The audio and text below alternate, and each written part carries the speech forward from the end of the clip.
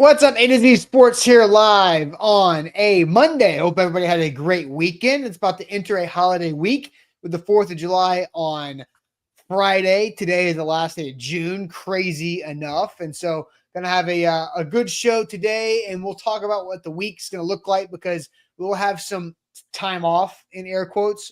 Time off meaning not having live shows, but still doing plenty of work behind the scenes here at A to Z Sports as we are approaching 3 weeks away from report day for Titans training camp. And so we're going to have a good show today talking about Legious Sneed, Titans cornerback, breaking his silence on his injury struggles with the Titans. And we'll catch up with that video from over the weekend when he was at a football camp that he hosted.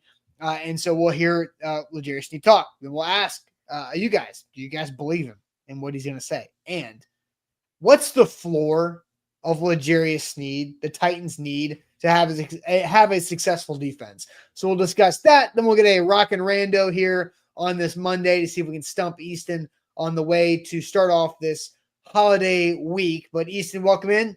Hope you had a good weekend. Let's get this thing rolling. Yeah, what's going on, Austin? Guess what 4th of July isn't a minor holiday. So I'm all about it, and I know what day it is. God. It's going to be a good time. The 4th of July. Yeah. That's right. Well, then it is also dummy proof in that way that you can't quite, it's the worst when somebody asks you, do you know what day Cinco de Mayo is? Sure do, man. The exciting thing about this holiday is that it's just about the only major holiday that the NFL doesn't rip away from us. So it's nice to, enjoy this one in full and not really have to worry too much about the NFL calendar. So looking forward to that, but happy to be here with you on a Monday. Good morning to you. Good morning to everybody in the chat. Want to get everybody involved this morning with the Legious Sneed topic, a very big deal heading into the season, whether or not Sneed is going to be, one, available, and two, good at football. We're going to discuss what we think is going to happen there. But first, got to make sure you like the show and got to make sure you are in the comments on Facebook, on YouTube. Hit that like button for us real quick. Hit that thumbs up and then jump into the comments like a number of you guys are already this morning.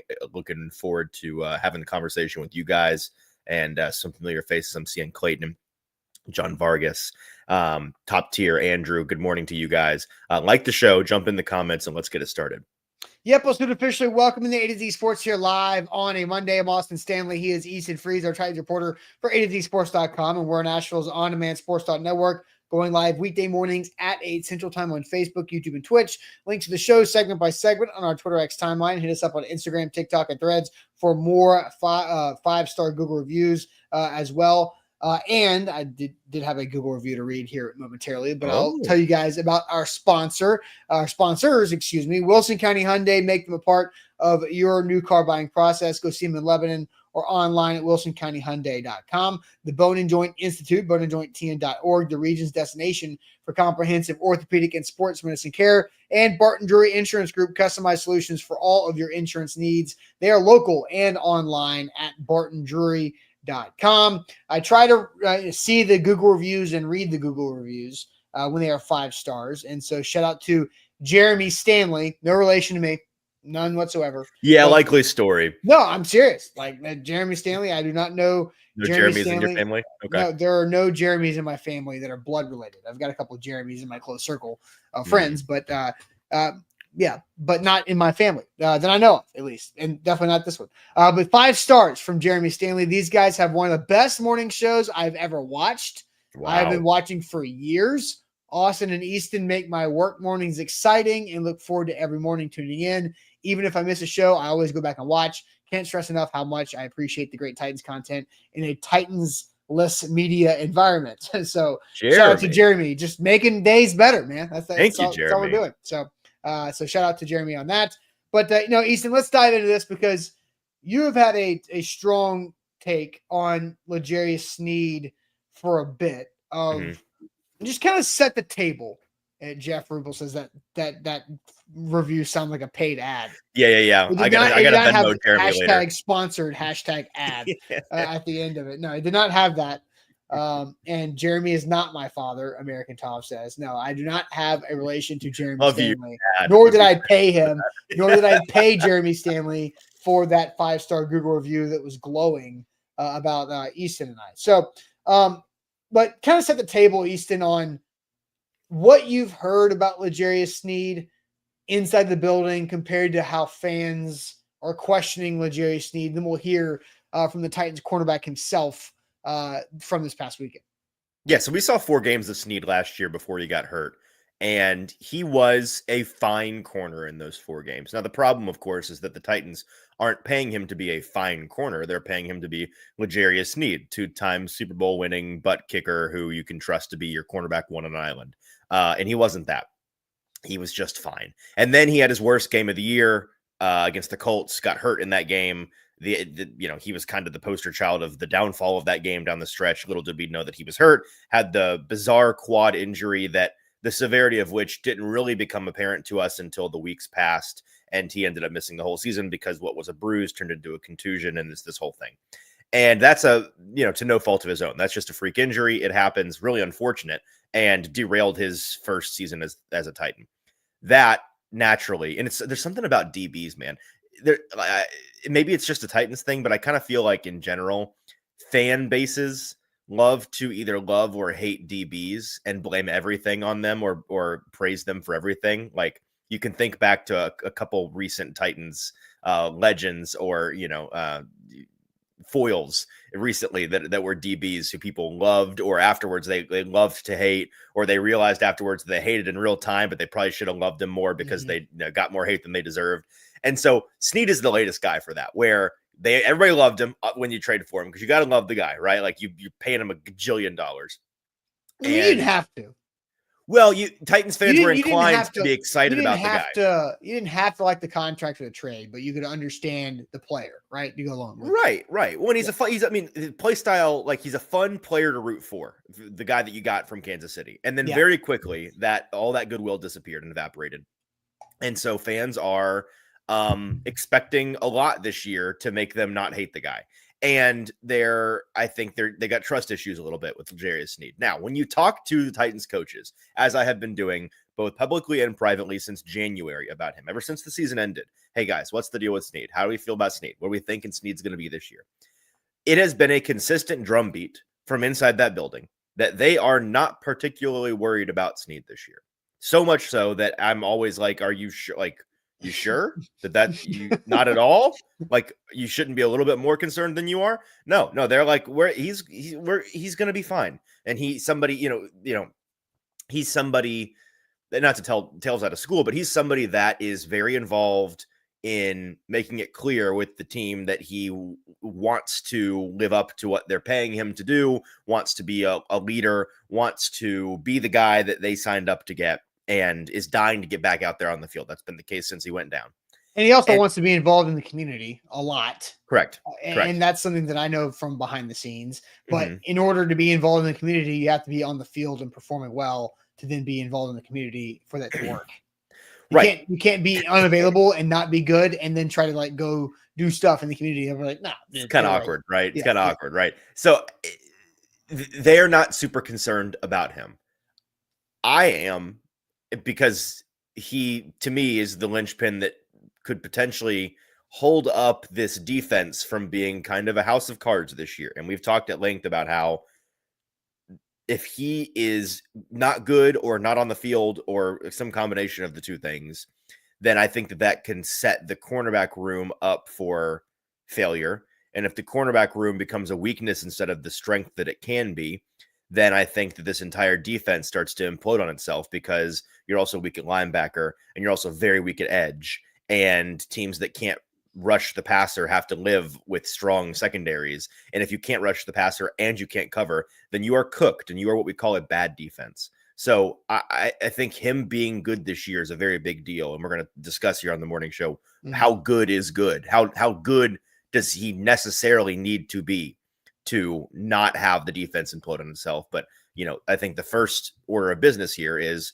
him speaking out for the first time, because ever since locker cleanout day in January, when we got to speak with him briefly and there was some, vague cryptic things said, we've not heard from him. We've hardly seen him. He's been kind of a ghost around the Titans facility. I laid eyes on him physically one time during the spring, And that was very briefly before I saw him scurry back inside. So he's rehabbing, he's around, he's doing things. And there's also the whole legal situation, which we've, not touched for various reasons. But I think it's interesting to have heard from him for the first time and to have heard such strong language from him, frankly. Yeah. So let's get to it. Let's hear from Legious Sneed breaking his silence on his injury issues and struggles. He talked to KTAL News in Minden, Louisiana, which is his hometown, at his third annual football camp. Here's Legious Sneed over the weekend. I'm healthy as I've been. Last year, my first year didn't go as planned, but it's time to come out and show the world and show what God been instilling in me this entire year. I'm ready to get back on the field, and that's my life. That's what I do for a living. And I missed the whole year, and everybody. I have to remind everybody who Legious Sneed is. I'm as healthy as I've been. Missed the whole year. Got to remind everybody who Legious Sneed has been. So that is Legious Sneed. I have a strong opinion on those words. I will share that strong opinion on those words momentarily. But I want to tell you guys all about our friends at Barton Drury Insurance Group. Customized solutions for all of your insurance needs. They are local and ready to help you out with any insurance need you may have, whether that's the surety bond that we've been joking about for a couple months now, or if it's actual things that like your home, your auto, umbrella, property, whatever they may be. If you're an employer, just like Zach and I did over this past year, shopped around and found that Barton Drury Insurance Group was the best route for us to go with our employee benefits, our workers' comp. They have 401k planning and so much more. They truly do have you covered. And again, they are local. They're sports guys. They're Titans fans. They're keeping up with the conversation just like we all are there. But they also know their stuff, right? Insurance is complicated. It's overwhelming. It can be intimidating. And they use a lot of big words that we don't know to use, that we don't use it every day, but they do. And so they can help you understand your insurance policy to make sure you feel comfortable with whatever that is. So check them out online for any insurance needs you have. Again, customized solutions for your insurance needs. They're local at bartondrury.com. There is so much more to say, but first make sure you've liked the show and leave us a 5-star Google review. If you wouldn't mind heading to Google, search ATOZ Sports, find our little business entity there at the top, hit that 5th star on the right, and then leave us whatever feedback you want to leave us. Some praise, some constructive criticism, your favorite color. I don't care. Say whatever you want, but leave it in the form of a 5-star review. And we thank you for those. There's been one elf reference in the show comment section today, and elf reference. Yeah, elf. Yeah, there's been an elf reference in the chat today. Okay. And then you basically just made one of like, oh, hey, buddy, the elf, what's your favorite color? That's right. So I don't know what's going on, but it is June. Well, we're far away from that. Associates that movie with June, obviously. So that, yeah, clearly. So, Titan 383, which again, YouTube's doing this stupid thing where they have the usernames instead of the actual names, and so I recognize this guy. I hope that's not a new permanent thing that YouTube's doing. I hope not. I hope not. But again, he said they call Cap. What else would he say? Look, let's play the video again, and then I've got some strong feelings on this, and we'll dive into some other chats and thoughts. I'm healthy as I've been. Last year, my first year didn't go as planned, but it's time to come out and show the world and show what God been instilling in me this entire year. I'm ready to get back on the field, and that's my life. That's what I do for a living. And I missed the whole year, and everybody. I have to remind everybody who Legious Sneed is. The end of that, I think, is great. Like, I have to remind everybody who Legious Sneed is because he's right, because people are writing him off. But the whole, I'm as healthy as I've been. I'm as healthy as I've ever been. I feel great. All this stuff. No, you're not. You're not healthy. You're not going to be healthy, or else you would have been practicing and doing things throughout the spring. So, athletes have to have the delusional confidence or the logical confidence in themselves to go out there and be fearless and to go through things, whatever sport they're playing, individual sports, team sports, I don't care. You've got to have some of that, but he's not healthy. He's not, because he's got a knee situation that he's going to have to manage for the rest of his career. And so saying things like that is just creating false expectations on you. He didn't say he's healthy. He said he's healthy as he's ever been. So maybe he's the healthiest he can get with his knee situation being. But he's what it not, is. because once upon a time when he was at Louisiana Tech in college, he didn't have this chronic knee thing going on. Like, right. So it's like, when's the clock? When's like, okay, as a pro, this is as healthy as I've ever been up until this point. It's like you have to like have parameters on his health. He is as healthy as he's been since he hurt himself in week 4 last year. I'm as healthy as I've been since I hurt my knee 2 years ago, and my knee's not ever going to be healthy. But I'm as healthy as I've been. I like my 100% health for the Legarius. It's like your phone battery, right? Mm-hmm. Over time, like your phone can never get to 100% battery charge because it's just deteriorating. Like 100% of your battery being charged is actually 72% of its capacity. That's Legarius Sneed. He might be 100% of 72% of what he once was, right? But he's not 100%. Like that's how I view Legarius Sneed's health, is all of our phone batteries that are draining because Apple wants us to buy the new one. Right. Okay. Now that we've gotten the actually part of it out of the way, how do you feel about his actual sentiment here? Because as some folks in the comments are saying, it's not literal. It's the spirit of what he's saying. Yes, of course. But you know what I literally care about? His ability to play on the field in his actual health. That's what I care about. But the sentiment here is that to him, he's trending in the right direction to be able to play. And I mentioned this to you before the show. Obviously, he's not perfectly healthy, or else he'd have been out there in the spring. But right. I do think that he probably feels the freshest he's ever felt, just because he's not done anything for 8 months. It's approaching that long. Is it? Yeah. No. Yeah. It's been a while. He didn't do anything in this part. Like he didn't do much until training camp, and then he barely did stuff then. And then he probably feels fresher than I do. I mean, he probably feels loose. Yeah. So I don't know. I think it is a good thing that we've heard from him now. I think it is a good thing that he seems to be confident about the direction he's headed in. And for that to kind of sync up with what the coaching staff and his teammates have said about him. As I wrote in the article, I'm not going to actually be relieved about anything until we see him do things with his body on a football field, wearing a helmet and all of that stuff, doing the thing. Sure. So, and that should come at the end of July, I think. I don't know. Maybe that's the question, is what are we expecting in terms of timeline for him?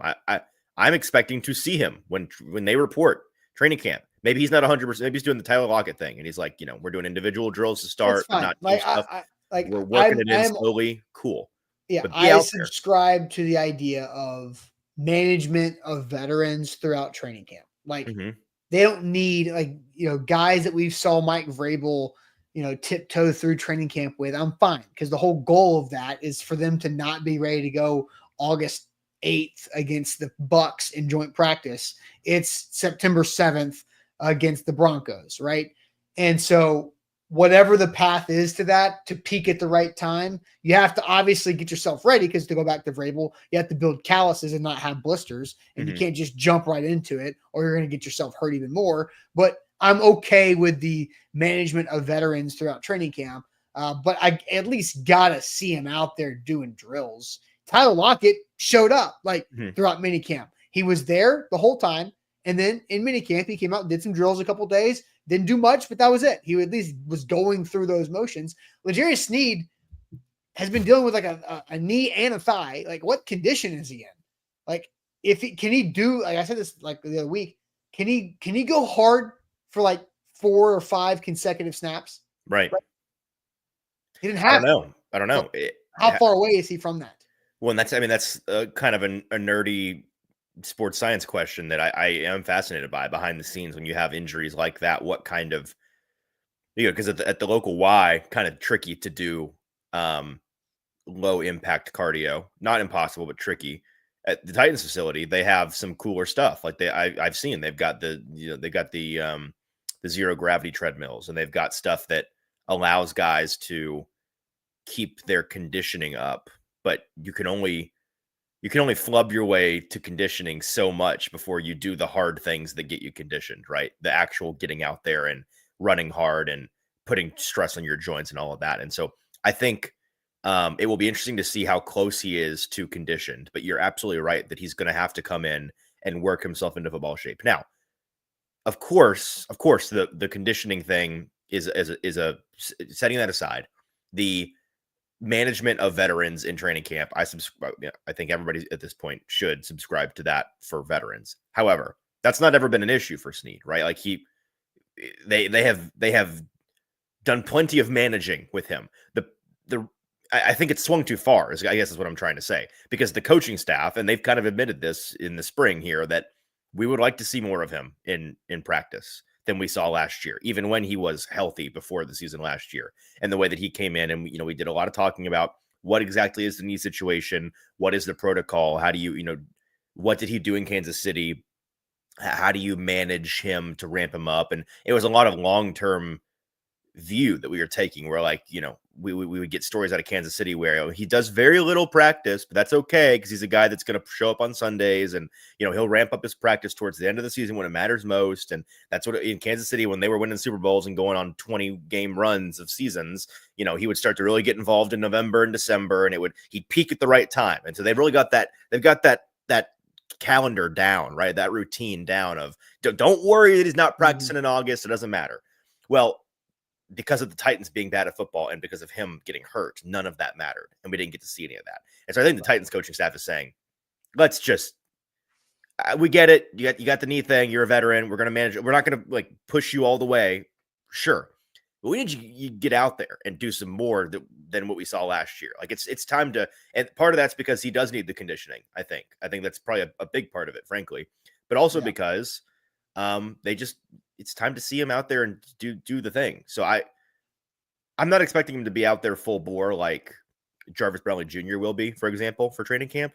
But I do expect to see more of him than maybe some of the other veterans on this team, frankly. I want to see him. Yeah, got to. Now, so look, I think some people might view this and think that I'm hating on Legious Sneed. I'm not. Then there's Garrett Michael on YouTube who is. He didn't even sound too confident in saying those words. He's got his rings. He likely got his last bag. I bet money he's checked out for his career. And then continues, no, this dude needs to actually practice. I felt like this dude he's got, seems like he just wants to be a part of it, and his body ain't getting in football shape. Dude, this is I don't know how you saw Legious Sneed. I have to remind people who Legious Sneed is. I lost a year to make. I don't know how this guy Garrett thinks that Legious Sneed is checked out. Yeah, I mean that's just here. That's hearing what you want to hear. That's hearing what you want to hear. That is hating to hate, right there. That is a hating to hate. So we'll move on from that because Top Tier says a healthy Sneed changes this defense in a big way. And I think Easton, that's how you feel for sure. Yes. So let's ask our question for the day to get you guys more involved. And let's just say that on a 1 through 10 scale, if a 10 is the top 10 cornerback that Legious Sneed was back in 2022, and a 1 is this past season, so that's our 10 to 1, 1 to 10 scale, where do the Titans need Legious Sneed's floor to be to have a successful defense? So understanding that a 1 is last season and a 10 is his top 10 corner status a couple of years ago in Kansas City, where do the Titans need his floor to be in order to have a successful season? So we'll get to that here in a second. But first, we'll tell you guys, speaking of injuries, the Bone and Joint Institute, they're there for you to help you get through any type of injury that you've dealt with or will deal with in life. Injuries are such a massive inconvenience for us as adults going through. We've got too many things going on to have an injury get in the way, whether it's your family life, your work, your kids, social life, whatever it may be. Injuries make things worse and they make things harder. And so don't sit on the sidelines because this is sore or that's popped back up from an old injury. Go get it taken care of so you can get back out there with your family and experience life healthy as you deserve to be. And the Bone and Joint Institute can help you out with that in Franklin off I-65 and Highway 96, online, boneandjointtn.org. So much more to say, but first, make sure you've liked the show and left us a 5-star Google review. Need those on Google. Search ATOZ Sports. Leave us a 5-star review. It is free and it's very helpful, so we appreciate you guys for those. All right, so I want to get through this because Legious Sneed had the comments. This is from Easton's article. I'm healthy. healthy as I've ever been. Last year, my first year didn't go as planned. It's time to come out and show the world and show God what God's instilled in me this entire year. I'm ready to get back on the field. That's my life. That's what I do for a living. And I missed a whole year. I have to remind everybody who Legious Sneed is. So his version of Legious Sneed is 2022 top 10 corner with the Chiefs and back-to-back Super Bowl champ with the Chiefs that earned the contract the Titans gave him. A 1 out of this on this scale would be last year's Legious Sneed for the Titans. So what does his floor need to be on that 1 through 10 scale for the Titans to have a successful defense? So we're not talking about, like, obviously it would be amazing if he were a 10, but can the Titans get by with him at a 7, 8, 9, 6? What is that 1 through 10 floor for Legious Sneed? Easton, what are you seeing from the comments? Steven says a 6. Eric says 5.5. Daniel Caribbean says 7 has to be the floor. Chris agrees with him, as does Big Ten Jeff. Dylan says 6 is all right. Billy Jones says he's got to be an 8. High bar. Duran says they needed at an 8 or a 9, but he doesn't think that they're going to get that. Titans 27539 says a 6, but I have zero confidence in him. All right. Bork says a 6. Orlando as well. A bunch of 7s from Randy and Big. Cat Nelson. Titan 383. Got to be a 7, says Nero. A couple of 8s here. So 5, 6, 7, 8 is the world we're living in, like a high school musical here. We're on 5, 6, 7, 8. Where do you land, Austin Stanley? What number do you think he needs to be? I think a 7's an easy answer. I think it needs to be at least a 7.5 because the Titans at corner don't have a ton. And if they're trying to compete and trying to make sure that they get the most out of Cam Ward in year 1, like we all know, their goal and expectation isn't necessarily to make the playoffs or anything or push, but it's to compete. And they need to be able to play complementary defense and complementary football, because last year the offense turned the ball over so much, the defense got ruined. And then when the defense was down, the offense couldn't do anything to help it. And so I think their corners are so unproven across the board outside like Roger McCreary. Like Jarvis Brownlee Jr. had some really good moments as a 5th round rookie last year, but he hasn't arrived. Like I think like he's on a good path, but Jarvis Brownlee Jr. hasn't arrived. Roger McCreary's he'll prove it this year. He'll prove it either way this year. Either way. Like he can prove it this year, but this year's a big year for him. It's a big year for Roger McCreary because he's in a contract year. It's a massive year for Legious Sneed, obviously, because of what we've been talking about. But outside of those 3 guys, like it's a bunch of guys who played, that are like they're spot roster guys. And so you've got to have one of your highest paid guys, who I think is 2nd or 3rd on the cap hit this year, play damn near up there. So I think 7.5 is the floor of where he needs to be for the Titans to have a successful defense. Because the pass rush isn't very strong. You need somebody to play aggressive, physical, quality cornerback, and Legious Sneed's got to bounce back. That's the floor again. Yeah, when he was actually playing last year on a scale of 1 to 10 cornerback play, what do you think? What was his level of play to you? I mean, it's a hard. 5, a 6. I mean, he was above a 5. I think we look at the Colts game and we're like, that he was awful. Take terrible. that out. First 3 games. That's what I'm saying. Like first 4 games, right? The Colts game was the 4th. Colts game was 5th. Was it? Bears, Jets, Packers, Dolphins. Oh, I forgot the Dolphins game. Yeah, good point. So, I mean, 5.5. I was going to say 6. Yeah. So that's my answer. I think he needs to be a 6 this year. And my answer is lower than yours in terms of what he has to be minimum for a couple of reasons. One, that as I opened the show talking about, that's fine cornerback play to me. That is, you can live with it. It is not really close to what you're paying for. You are objectively overpaying that person if he's a 6 and he's earning the contract that he is currently on. But to succeed on defense, to be a fine defense and not crumble the way that they did down the back half of last season, I think he needs to be a 6, because you can get by with that as your best corner. It is not good, but you can get by with it. And again, to me, his existence as a serviceable corner is more important to the rest of this defense than him being a great corner. Does that make sense? Him simply being like he's the puzzle piece, that he's the corner of the puzzle that you can't, you got to start the puzzle by building the frame, and you need to find the corners first to build the frame out. He's the corner piece, man. If he is in there and is just fine, obviously you can work with fine. And then outside of him, it keeps Brownlee and McCreary and the rest of the cornerback group from being pushed up a spot. I really do suspect, and we've talked about this.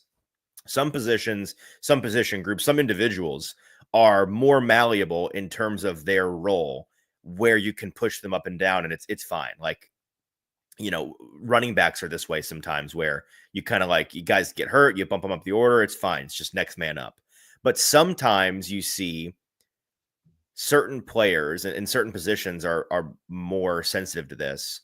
When they get bumped out of their natural position in the pecking order, it really is a force divider in a sense, that, a guy can be, and NWI is the example that I come back to, because I think that's the most simple example for Titans fans.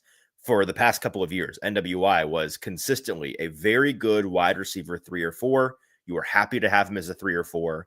And when he was in that role, then it was great. Things were good. He was a plus player. You were happy to have him.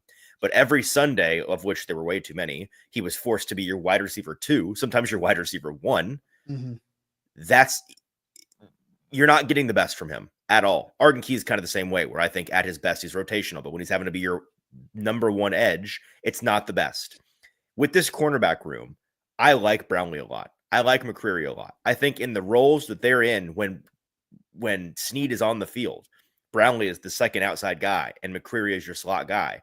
They are really good players. They are absolutely plus players, above average at their jobs. But once you have to either bump McCreary outside, which we've seen him do a decent amount of, and it's limited, or you have to rely on Brownlee to shut down Nico Collins on a Sunday, to shut down, Jamar Chase is a guy you're going to play this year. Right? No. Yes. Yeah. Thanks for that last place schedule. Right. Then it's concerning. And so I think keeping them in their positions is a big deal. And if Sneed is just fine, he'll do that. And again, to broaden it back out to the rest of the defense, if you do that, you keep all 3 of those guys at their positions where they're at their best, even with Sneed playing just fine cornerback. It takes a decent amount of pressure off of the spine of this defense and off of the edge group, who is going to be trying very hard to not suck at pressuring the quarterback. And there's a decent chance that they're going to kind of suck, or at least some days they're going to suck at pressuring the quarterback. And you can lean on the safety group, which is good. I'm not worried about the safety group, and the cornerback group, which I think will be serviceable in that way if Sneed is on the field and he is a 6. So that's why 6 is the floor. Now, the last thing I want to say, Austin, is to kind of bring it all full circle here. We were talking about how DBs are a fan favorite to pick on and to go hot and cold, love-hate relationships. Fans were very excited about Sneed last season, last year, and then very quickly learned to hate him because of the things that happened during the season. If he is 70, 80% of the Legious Sneed you saw in Kansas City this year, fans will very quickly love him again. Like it will flip back. I don't know. I don't know. It will. I mean, it'll like, you're going very optimistic with fan reaction. I do think people will flip back to him, but the nature of the position is corners give up completions. And yes, there will be people that will constantly, he'll give up a 3rd down conversion. Like, what are they paying this guy for? But that's the nature of the position, is to get beat 50% of the time. And people, I understand that. But that's not his nature. I know. That's the thing. A lot of corners are prevent only, that they're on their heels in that way. But Sneed is a get got but get mine too kind of player. Like that's the whole brand for Legious But Sneed. he's Is that going to he's get beat, and people will hate him for Yes. every time he gets beat. Somebody will cuss him out on their couch, I and understand. then they're going to immediately go back to this past year. And so for some people, it's probably not, unless he has like a game sealing pick six or some like heroic You are individual missing the moment. offensive part of his game. That's what I'm saying. You are missing the offensive part of his game. Not every cornerback has a strong offensive profile, quote unquote. He is somebody that in Kansas City was a guy that would get beat sometimes, but he would make the heroic plays. He would get the interceptions. He would make a run stop. He would blitz the quarterback. He would do Yes. things that were offensive in nature and that made you forget about the times that he got beat. Kind of Trayvon Diggs in that way, Yeah, where but the Trayvon gets Chiefs toasted. fans did not have this negative connotation I in the understand. backs of their mind like Titans fans have. I don't think the goodwill's that gone yet, though. He I was don't. making fourth round money and Kansas City getting beat, and then making fourth round money when he corrected that and made an incredible play. Yes, I just don't think that he's. I don't think that he's fully a strikeout in the eyes of Titans fans yet. I think that he's strike two. This is the last pitch right here. Is this season, and if he hits a double or a triple, just because it's not a home run, I think fans are going to be okay with that. I think you're being optimistic. You're being glass half full. That's what I do. I'm being half empty because I don't trust the general fans' reaction to cornerbacks in general. So They do love to hate them. You're right about that. Absolutely. So, all right, we're doing abbreviated shows today and tomorrow. We're going to have some special content, some recording as well as we have a little bit of a break. But we do have a Rock and Rando here on this Monday. In Easton, the Rock and Rando, the whole goal is how many people how can I present a person that the majority of the chat will get correct that you will struggle with or Right. just not get in general. That is how I play Rock and Rando with Easton. Can we take advantage of his youth? Let me turn the chat off here. All right. Turn the chat off. So I've got your Rock and Rando here in a second. It's what's the most obvious person or well-known person to the chat that Easton might not know in football. So Rock and Rando, but first we'll tell you guys about Wilson County Hyundai. Make them a part of your new car buying process. Go see him in Lebanon or online at wilsoncountyhyundai.com. Payne Bone and his team will take care of you there. For Rock and Rando, Easton, this is a Titan. This is a former Titan. That improves my chances. Yes. I think. Yeah, I maybe. Who is this? Oh no. I recognize his face. I should know who this is. Man. I gave you a helmetless image. I know, but you didn't give me a number. Not that would help me. What are you talking about? But I mean, there's a 2 in there. I see a 2. It's 32, maybe. It looks like a DB. Come on. You can put together the jersey numbers, man. How many 2s do you see? Oh, 22. Yeah, because it's reverse on the shoulders. It's not. Yeah. Okay. Man, you keep picking these guys from like just before when I was really paying attention to the Titans. Like, that's the point. Quit getting these guys. Like the fact that this picture is in 144p. Like I need HD images, or else it's unlikely for me to know who this person is. I'm 1,000% gonna know who it is when you say it. Do you want me to give you, because there are a couple in the chat that are on it. Do you want me to give you 22? It's Derrick Henry, obviously. Yeah, right. Bork says gotta be pre-Henry since he's 22. Yeah, good one, Sherlock. And it is not pre-Derrick because this is back when I think this was taken on a Polaroid. And it's the light blue jerseys are the old school jerseys. Like I don't know if Derrick wore those that much. No, and the big holes in the mesh, like the thick mesh that they used to have. Look at the Reebok logo on the shoulder, guys. Like, heck, look at how big his shoulder pads are. This is back when players used to wear shoulder pads. That's crazy. 100%. So, there are a couple corrects. It's not Dexter McCluster at all. No, I didn't. I know that much. If you give me his initials, I'm almost positive I can. So I will give you one more hint. All right. His last name, there are several of his family members in the league throughout the last couple of decades.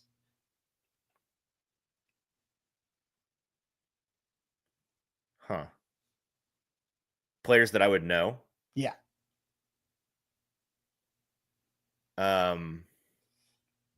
obviously with the same last name.